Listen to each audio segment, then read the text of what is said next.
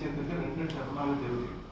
சிலவங்க வந்து என்னன்னா எல்லா ஞானிகளுமே வந்து புரிஞ்சுக்கிட்டே ஞானம் வந்தாங்க, நம்ம ஞானம்னு சொல்றோம். சிலவங்களுக்கு என்னன்னா நம்ம மாதிரி ஆட்களுக்கெல்லாம் திடீர்னு எதிர்பார்க்க ஒரு ஷாக்கில் அப்படி வந்துடுறாங்க.